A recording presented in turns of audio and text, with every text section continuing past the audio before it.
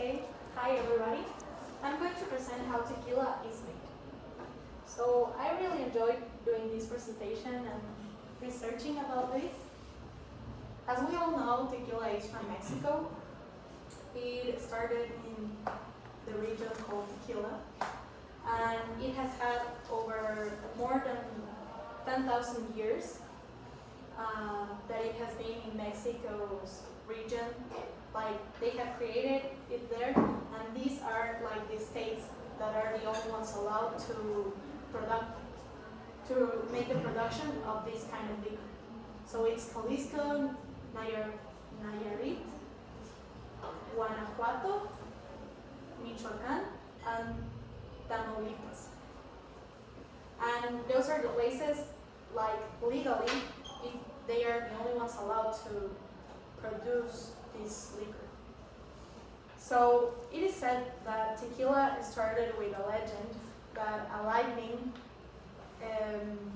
got into an agave plant, and it set the plant on fire, and then this fire with the sun created a natural fermentation which produced sugar that came from the deep inside of the plant. Now, those are the agave plants, but it's mostly on the inside. They have a really big heart, like the plant, and that's what it's used for doing tequila. Then, the process of making tequila had a great change with the Spanish conquest in 1519, because they introduced the distillation process. So it was not only the fermentation, but now the distillation. And I'm going to explain all the process in which tequila is made. But first of all, I know that you have maybe known Don Julio, the tequila Don Julio. Then he was mostly the first person to begin an industry about tequila. And it was really important because he, with the Mexican state, created all these policies and rules, even international law, that will provide tequila to be exclusive and of a high quality. And that's why he's like this enterpriser, really important. And it is important for you to know that it's not just only the agave plant, but it's the agave tequilana, Weber Azul, that is the only one that can produce tequila. There are other liquors made of agave, but this is the only one that they are allowed to use by Mexican state to produce tequila. Then the agave plant can reach 6 feet tall, which is really high. And now I want to show you first, these are the heart of those plants. So this is the thing that they use to produce tequila, which is really interesting because, as you can see, it's really big. So it's really difficult for people like to work on that. It's really a hard job. And the production, like, they should wait around 6 to 10 years of maturation of the plant for them to cut it off and then doing all the process of tequila. So it's a long wait. Then the second part is the cooking. So as you can see, you only cook the hearts, and you cook it to take the sugar out of it, to make, like, later on the fermentation process. And these are the ovens that they use because they are really big, and they put a lot of them because it's miles and miles of production of this plant. So they use these really big ovens in the factories, which really amazed me because I have never seen ovens that big. And they leave the plant, like the heart of the plant, 24 to 48 hours in the oven because it needs to become soft. Then this is really important, okay? This was, first of all, the machine used, which is the roller mill train. This was the first machine used. And then with the innovations and also the Spanish conquer and everything, they began to develop more industrial and better machines, which became in what they use nowadays that are these diffusers. And also, there's an important distinction that should be made, which is that there are two types of tequila that people can produce on Mexico.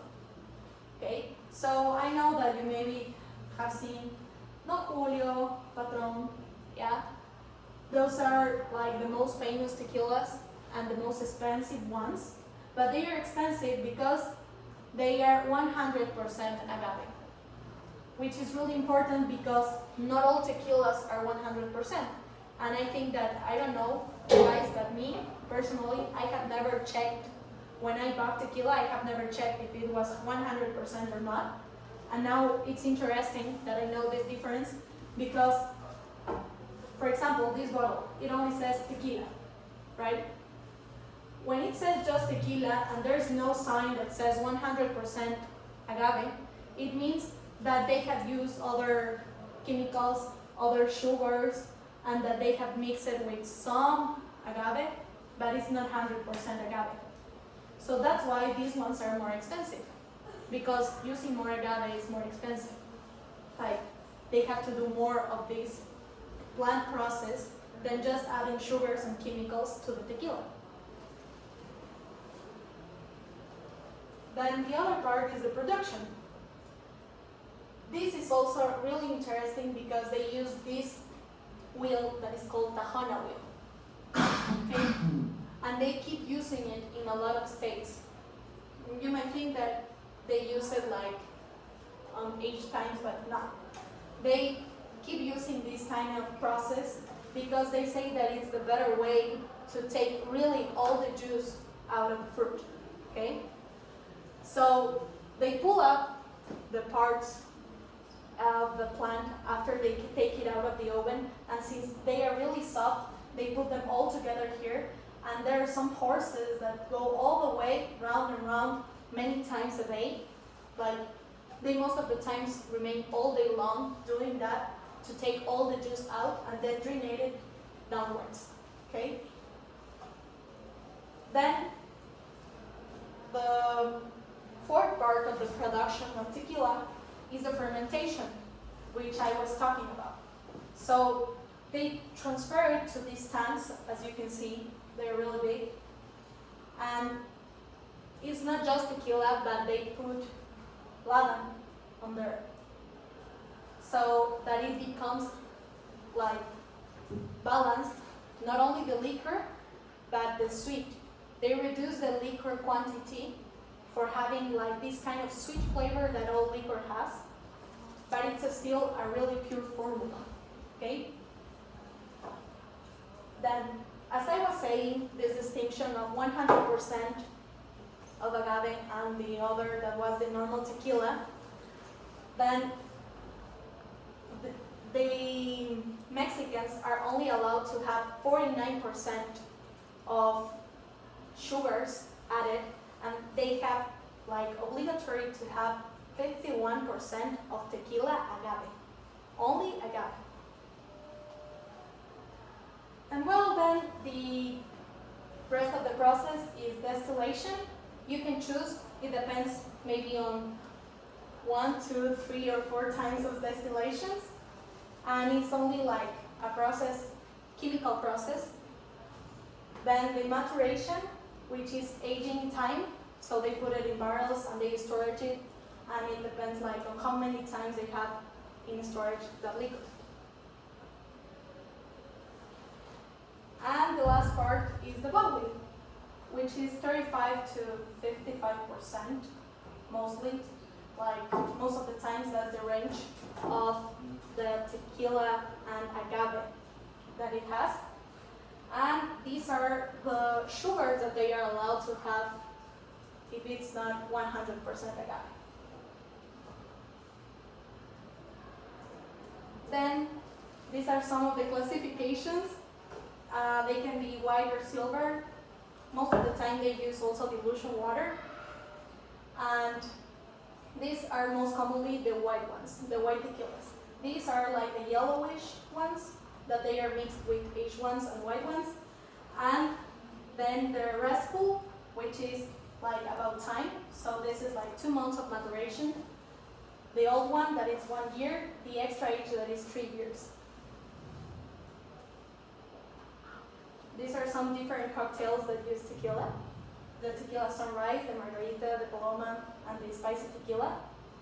The most favorite of Mexican people are the margaritas and sorry, that's supposed to say spicy margarita. But yeah, those are the favorite ones of the Mexican people. And these are some external factors that might affect the production, which is contamination, temperature, pH, and residual sugars. And sometimes when these kind of things affect, they can do another liquors like mezcal, but it's not tequila. Yeah, that's it.